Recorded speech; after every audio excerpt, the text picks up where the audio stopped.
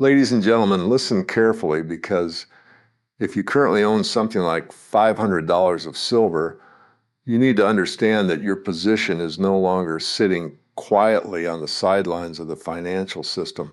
What you hold is now directly connected to a structural transition that is beginning to spread underneath the surface of global markets. I am not talking about a temporary rally. I am not talking about a short-term price spike that disappears within weeks. I'm talking about a much larger shift in the foundation supporting debt currency stability, investor confidence, and capital allocation itself. Most people still do not see it because they are trained to focus only on visible events. They wait for headlines, they wait for official confirmation, they wait for institutions to explain what is already happening after the move is started. But history has proven this again and again. The largest transitions never begin with public clarity. They begin quietly while the majority still believes the old system remains intact. And right now, silver is beginning to reflect exactly that type of transition. Most investors still think about silver in the wrong framework. They view it as a passive hedge, something defensive that sits in the background while equities drive wealth creation and central banks maintain stability. But that assumption depends entirely on confidence remaining strong inside the broader financial structure. Once confidence begins weakening, the role of silver changes completely. This is the part most people fail to understand. The real importance of silver is not the metal itself. The real importance is what ownership represents. During periods when the financial system begins showing signs of stress, because when trust in monetary system starts eroding, capital does not behave the same way it behaved during expansionary cycles. Investors begin searching for assets that exist outside the promises supporting the system itself. That process has already started. You need to understand what is happening beneath the surface because most people are completely blind to the scale of imbalance that has been building for years. Governments expanded debt continuously under the assumption that low interest rates would remain permanent. Corporations borrowed aggressively because refinancing remained cheap and accessible. Consumers relied on credit expansion to maintain purchasing power, while asset prices inflated across nearly every sector. For a long time, this environment appeared stable because liquidity covered the underlying weakness, but liquidity can distort reality for only so long. Eventually, debt reaches a scale where the system requires constant intervention simply to maintain equilibrium. And once that stage is reached, fragility begins spreading quietly underneath the surface, even while markets continue appearing functional. This is not speculation, this is structural mathematics. Debt behaves very differently when interest rates rise. What once looked manageable suddenly becomes restrictive. Governments face expanding servicing costs. Corporations lose flexibility. Consumers reduce spending capacity. Entire sectors that relied on cheap money begin slowing simultaneously. And when enough pressure builds across interconnected systems, confidence starts weakening gradually. Not all at once, not through immediate collapse, but through behavioral change. Investors become more defensive. Institutions begin reallocating quietly. Capital starts searching for protection before instability becomes visible to the public. Silver sits directly inside that transition. For years, silver remained ignored because markets rewarded risk-taking behavior elsewhere. Equity surged higher. Technology absorbed enormous capital inflows. Speculative assets outperformed. Investors became conditioned to believe that monetary expansion would continue indefinitely without consequence. In that environment, silver appeared irrelevant because stability itself became the dominant assumption. But markets do not remain permanently stable. Every cycle eventually creates imbalance large enough to force adjustment. And when adjustment begins, neglected assets suddenly become important again. This is exactly what happened repeatedly throughout financial history. The majority always believes the current cycle can continue longer than reality allows. They believe central banks can maintain stability indefinitely. They believe debt expansion can continue without creating pressure inside the monetary system. They believe liquidity solves structural problems permanently. But liquidity does not eliminate imbalance. It delays recognition of imbalance until the pressure becomes too large to ignore it. Then suddenly the narrative changes. Confidence weakens. Volatility increases. Capital rotates aggressively. And assets that spend years ignored begin repricing far faster than most participants expect. Silver has entered that stage before. And the conditions forming today are beginning to resemble those earlier transitions in extremely important ways. Now, listen carefully, because this is where most investors lose perspective. They assume silver moves only because of inflation headlines or temporary fear. That interpretation is incomplete. Silver responds to much deeper forces. It responds to confidence shifts inside the monetary structure itself. It responds to debt pressure. It responds to declining trust in policy management. It responds to instability inside systems dependent on continuous expansion. And what makes silver unique is that it operates simultaneously as both a monetary asset and an industrial necessity. Very few assets exist at the intersection of those two forces. That matters far more than most people realize. Industrial demand alone is already becoming increasingly important. Global infrastructure expansion continues accelerating. Electrification systems require massive material inputs: solar energy, electric vehicles, telecommunication infrastructure, medical technology, advanced computing systems, data centers, and defense applications all require silver because of its conductivity and efficiency. This demand is not based on speculation, it is based on necessity. Modern technological systems require silver that are extremely difficult to replace at scale. At the same time, supply growth remains constrained. Mining expansion is slow, expensive, politically difficult, and heavily regulated. New discoveries remain limited. Operational costs continue increasing. Environmental restrictions delay development timelines. And most importantly, much of the global silver supply is produced as a byproduct of mining other metals, meaning production cannot easily accelerate in direct response to rising silver demand alone. That creates structural pressure inside the market, because when demand rises steadily while supply remains constrained and balance begins accumulated beneath the surface, whether investors recognize it immediately or not, and eventually markets reprick and balance not smoothly, not comfortably, and never in a way that feels emotionally easy while it is happening. That is why most investors fail during transitions like this. They expect clarity before acting. They expect consensus before positioning. They wait for reassurance from institutions and analysts before accepting that conditions are changing. But by the time consensus fully forms, the largest portion of the move is often already underway. Early stages always feel uncertain. They create conflicting narratives. They produce volatility that shakes conviction. But volatility during transition is not necessarily weakness. Very often, it is evidence that the system itself is beginning to adjust to a different equilibrium. And this adjustment has already started. Stop. You need to understand something. Most investors never fully grasp until it is too late. Financial systems do not break all at once. They weaken in layers. First, confidence erodes quietly beneath the surface. Then liquidity conditions tighten gradually. Then capital begins repositioning before the broader public even recognizes that a transition has begun. By the time headlines finally acknowledge the problem, the adjustment is already well underway. This is why the smart money always appears early. Institutions do not wait for certainty. They move when structural conditions begin shifting underneath the market itself. And those structural conditions are shifting right now. Look at what is happening globally. Debt continues expanding at a pace that requires constant intervention to remain manageable. Governments cannot reduce spending without slowing growth. Central banks cannot tighten aggressively without increasing pressure across leveraged sectors. Corporations remain dependent on refinancing. Consumers continue facing declining purchasing power as inflation quietly reshapes everyday cost. The system has become trapped between competing pressures that cannot easily be resolved. If policymakers tighten conditions too aggressively, instability spreads through debt markets and credit systems.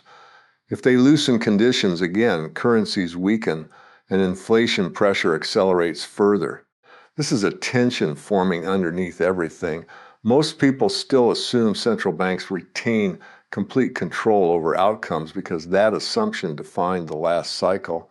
Markets became conditioned to believe policymakers could stabilize volatility indefinitely through liquidity injections and accommodative policy. But systems built on expanding debt eventually reach a point where intervention itself creates new forms of instability. Every solution introduces additional consequences. Every round of liquidity weakens confidence in long-term currency stability. Every tightening cycle exposes hidden fragility created during years of easy money. This is why the current environment feels increasingly unstable, even when official narratives attempt to project confidence. Because beneath the surface, confidence is already being tested. And when confidence weakens, investor behavior changes. This is where silver becomes increasingly important, not because of hype, not because of temporary momentum, but because silver exists outside the mechanisms requiring institutional trust to function. It does not depend on central bank credibility. It does not rely on policy promises. It does not require confidence in government balance sheets to maintain its existence. Physical scarcity gives it intrinsic positioning inside periods of monetary uncertainty. That distinction becomes extremely important once investors begin questioning the durability of the broader system supporting financial assets. Most investors are still focused on short-term market noise. They're watching daily fluctuations in equities. They're reacting to economic report, employment numbers, inflation releases, and interest rate expectations. But these short-term data points distract from the deeper structural issue forming underneath the entire global system. The foundation supporting decades of debt expansion is beginning to experience pressure from multiple directions simultaneously. And when foundations weaken, capital eventually seeks protection outside the structures, introducing risk. History follows this pattern repeatedly. Periods of excessive expansion always create imbalances large enough to require eventual correction.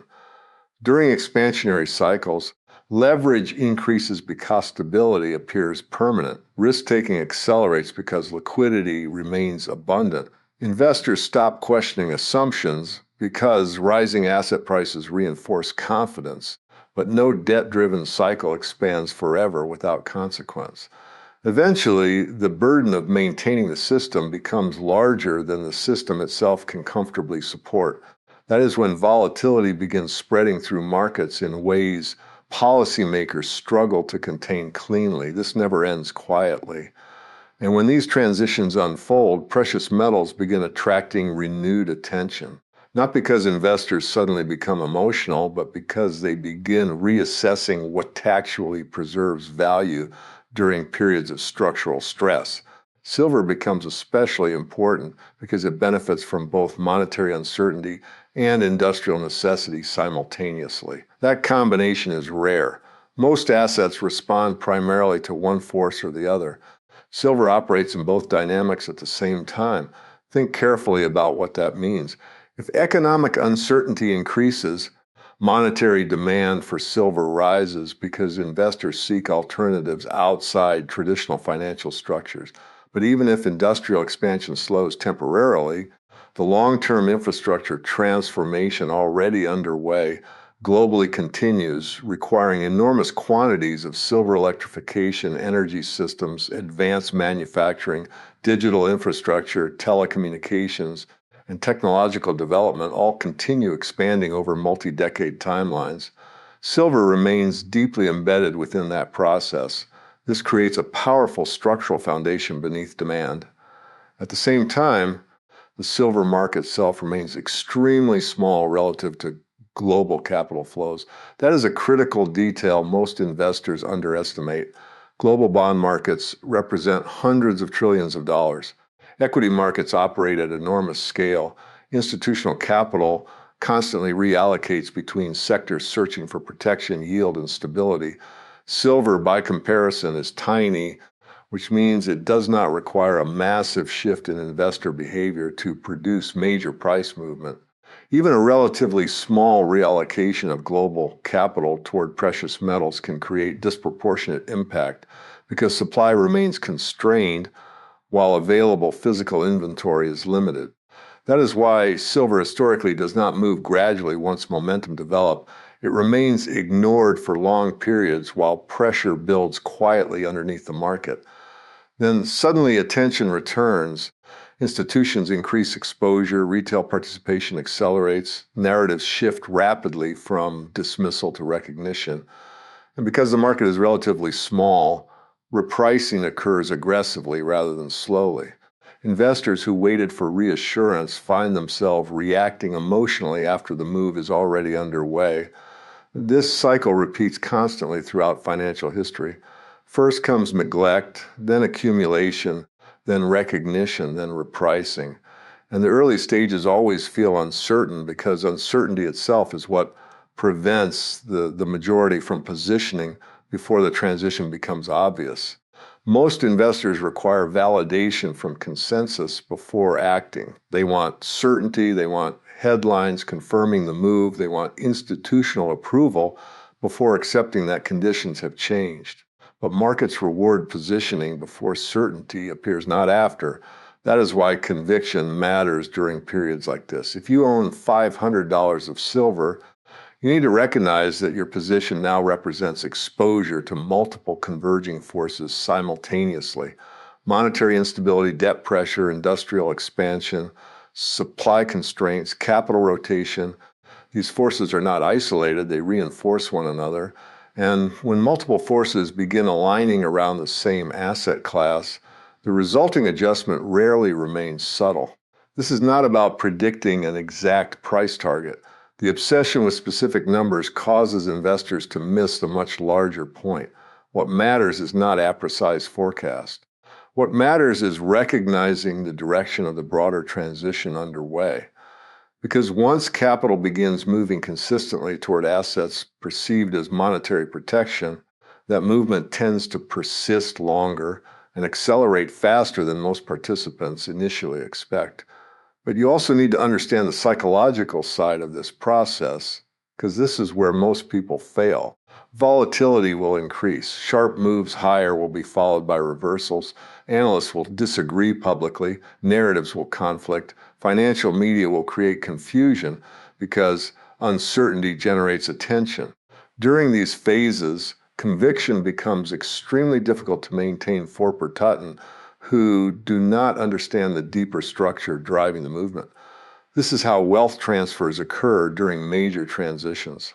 Not because information is hidden, but because emotional pressure causes most participants to abandon positions before the cycle fully develops. Those who understand the structure behave differently. They recognize volatility as part of transition rather than evidence the thesis has failed.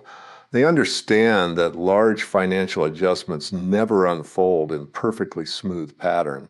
They know that capital relocations occur in waves, and they accept that discomfort is part of positioning early before the broader market fully recognizes the shift underway. Right now, most investors are still underestimating how significant this transition could become. Stop. What you are witnessing now is not simply another market cycle repeating in isolation. This is a broader transition connected to how value itself is being reassessed across the global financial system. And you need to pay attention because once these shifts accelerate, they move far faster than the majority expects. Most people believe they will have plenty of time to react later. They assume major transitions announce themselves clearly before the consequences fully arrive. But that has never been how structural change unfolds. By the time the average investor feels confident enough to act, the largest advantages of early positioning have already disappeared. This is why understanding matters more than prediction. The majority keeps searching for certainty because certainty feels emotionally comfortable. They want economists to agree. They want central banks to sound confident. They want financial media to validate the transition before accepting the conditions are changing underneath the system. But real transitions never feel fully certain in real time. They feel unstable. They feel incomplete. They create conflicting narratives that make conviction difficult precisely because the market itself is adjusting from one equilibrium to another. Silver reflects that process directly. For years, the market treated silver primarily as a forgotten commodity. Capital flowed elsewhere because growth assets dominated attention. Investors became conditioned to believe technological expansion and monetary support could sustain endless appreciation across financial markets without consequence. But systems dependent on continuous debt expansion eventually encounter limitations. Confidence begins weakening at the edges first. Then pressures spread gradually across larger portions of the system. And when investors begin recognizing those pressures, capital starts repositioning toward assets capable of operating independently from the structures introducing risk. This is where silver becomes critical again, not because of emotional fear, not because of temporary speculation, but because silver represents something fundamentally different from traditional financial assets. Stocks depend on growth expectations. Bonds depend on confidence in debt repayment and monetary stability. Currencies depend on trust in policymakers and governments maintaining purchasing power over time. But silver exists outside those promises. It is tangible, it is limited, it cannot be created through policy decisions or monetary expansion. That independence becomes increasingly valuable once confidence inside the broader system begins weakening, and confidence is weakening. You can already see signs of it forming beneath the surface. Governments continue relying on deficit spending because reducing debt expansion would slow economic activity too aggressively. Central banks remain trapped between